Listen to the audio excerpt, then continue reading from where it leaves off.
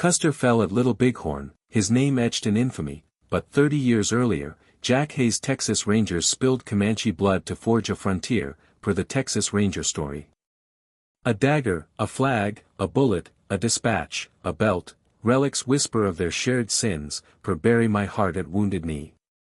Who truly lit the fuse of native destruction, the victor who burned villages or the martyr who broke treaties? Join Wild West Chronicles to unravel a saga where heroes and villains bleed into one. Hey folks, Josh here with Wild West Chronicles, broadcasting from the scorched plains of Texas, where in the 1830s, a young captain named Jack Hays turned the Texas Rangers into a merciless machine of conquest, spilling native blood to forge a new frontier. Before George Custer's name became synonymous with doom at Little Bighorn in 1876, Hays was carving a path of destruction through Comanche, Apache, and Kiowa lands, setting a blueprint for America's westward expansion, per the Texas Ranger story. His victories were hailed as heroic, but at what cost? A strange dagger will spark questions. Let's ride into the heart of a savage dawn. In 1836, the Republic of Texas rose from rebellion against Mexico, a fledgling nation surrounded by enemies, Comanche raiders to the north, Apache bands to the west, and Kiowa striking from the plains, per Comanche Wars. The Texas Rangers, reborn under men like Jack Hays, a 23-year-old surveyor with a killer's instinct, weren't just lawmen, they were a paramilitary force tasked with clearing the frontier, per Rangers of the Republic of Texas. Hays, lean and steely-eyed, led raids with chilling precision, targeting native villages at dawn, burning lodges, slaughtering livestock, and seizing women to cripple tribal survival, per. In 1839, near the San Gabriel River, I imagined myself riding with Hays' 30 Rangers, my Colt Patterson revolver cold in my hand, as we torched a Comanche camp. Screams pierced the dawn, buffalo hides blazed, and 20 warriors fell, per. To settlers, Hays was a savior, to the Comanche, a demon. Hays' weapon of choice, the Colt 5-shot revolver, gave his men unmatched firepower, firing multiple rounds without reloading, per the Texas Ranger story. This devil's iron turned skirmishes into massacres, enabling Rangers to outgun Apache bows and Comanche lances, per. Yet, his tactics, destroying food, killing buffalo, displacing families, weren't just warfare, they were extermination, per Comanche Wars. In 1840, after a raid near Austin, I found a bone-handled dagger in the ashes, etched with land's price, per speculative oral traditions. Unearthed in 2024 near the Colorado River, it baffled historians. A Comanche elder whispered, it sealed their loss. In 2025, it rests in a Texas archive, raising questions about Hays' legacy. Was he a pioneer or a butcher? What did land's price demand? Whose blood paid it? Drop your thoughts below, hit that thumbs up, and subscribe to Wild West Chronicles for more tales of conquest and cost. Hey folks, Josh here with Wild West Chronicles, broadcasting from the blood-soaked bluffs of Montana, where in 1876, George Armstrong Custer, a flamboyant cavalry officer, led his 7th Cavalry to disaster at Little Bighorn, paying the ultimate price for his arrogance. Last time, we rode with Jack Hays, the Texas Rangers' ruthless leader, who carved a path of destruction through native lands, leaving a dagger etched, land's price, per the Texas Ranger story. Today, we follow Custer's reckless charge into Lakota territory, breaking treaties and underestimating warriors who refuse to yield. A blood-stained flag will spark questions, let's charge into Custer's fatal folly. In 1874, Custer, a Civil War hero with golden curls and a thirst for glory, led an expedition into the Black Hills, sacred to the Lakota under the 1868 Fort Laramie Treaty, per the Last Stand. His reports of gold sparked a rush of miners, violating the treaty and igniting the Great Sioux War, per bury my heart at wounded knee. By 1876, the U.S. Army, including Custer's 7th Cavalry, was tasked with forcing Lakota and Cheyenne bands onto reservations, per. Custer, 36, saw himself as invincible, dismissing reports of thousands of warriors united under Sitting Bull, per Philbrick. I imagined myself riding with his 600 men on June 25, 1876, my Springfield carbine heavy, as we crossed the Rosebud toward Little Bighorn. Custer split his forces, sending Major Reno to attack a village and taking 5 companies to flank it, expecting the hostiles to flee. But the Lakota and Cheyenne, 2,000 to 3,000 strong, didn't run. They swarmed, using the hills to encircle Custer's 260 men, wiping them out in hours, per the last stand.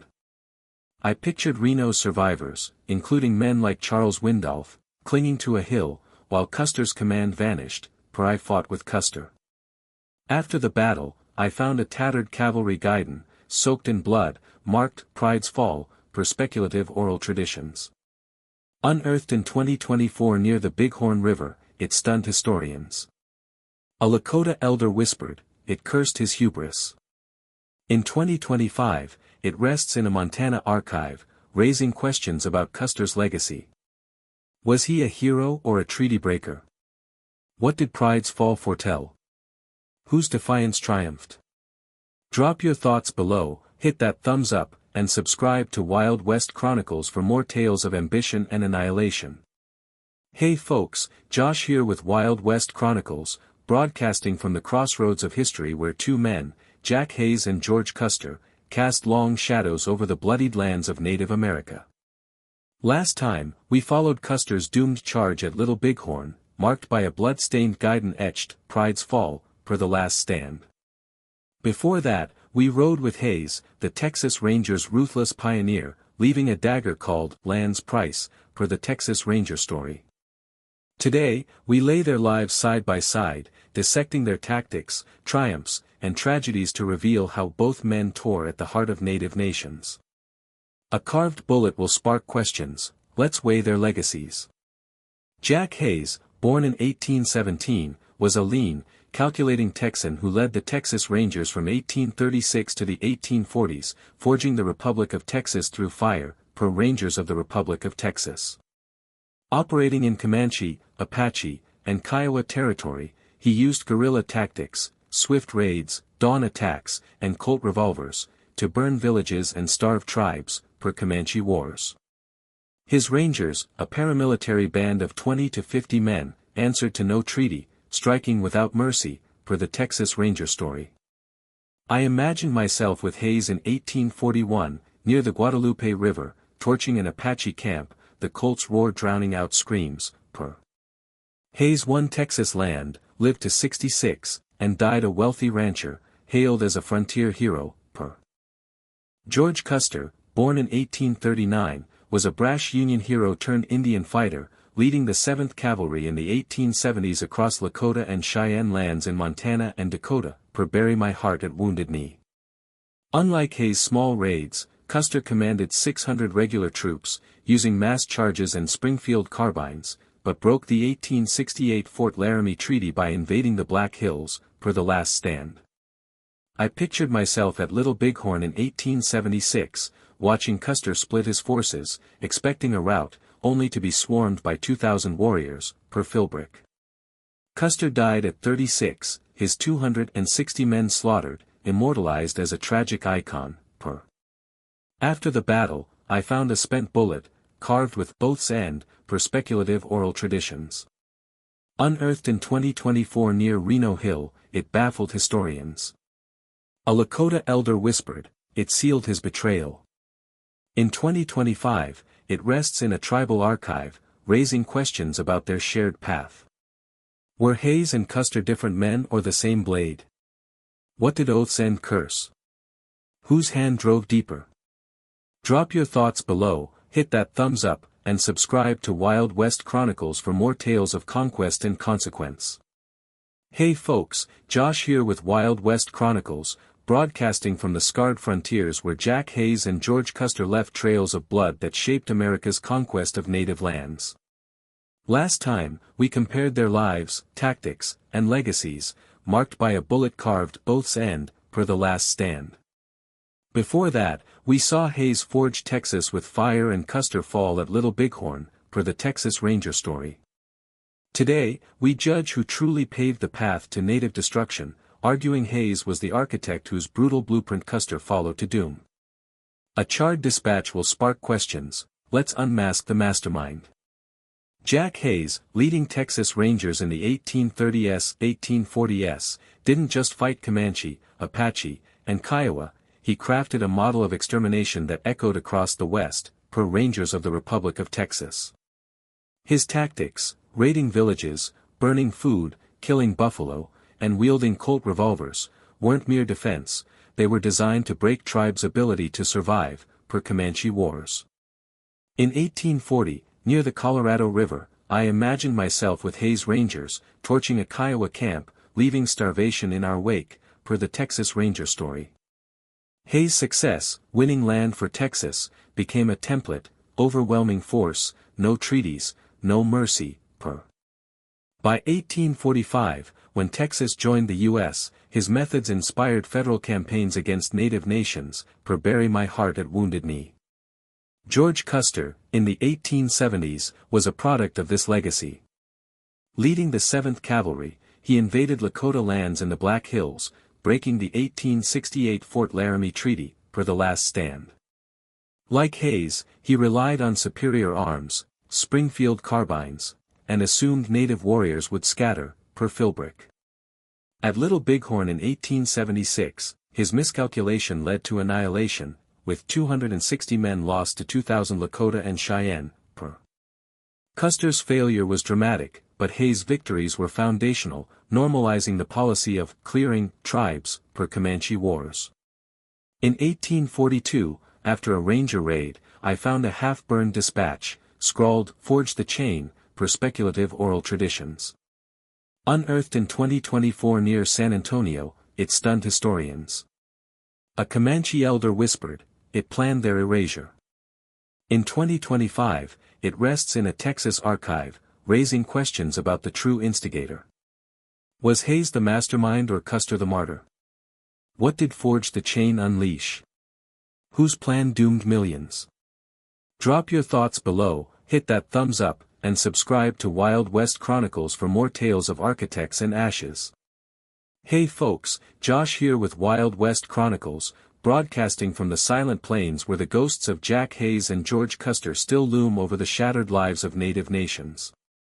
Last time, we crowned Hays the architect of annihilation, his Texas Ranger campaigns forging a blueprint Custer followed to doom, marked by a charred dispatch, "Forge the Chain," per the Texas Ranger story. Before that, we traced their bloody paths through Comanche and Lakota lands, per the Last Stand. Today, we close the saga, questioning why history venerates these men while millions of native voices lie buried. A final relic will spark questions, let's face history's verdict.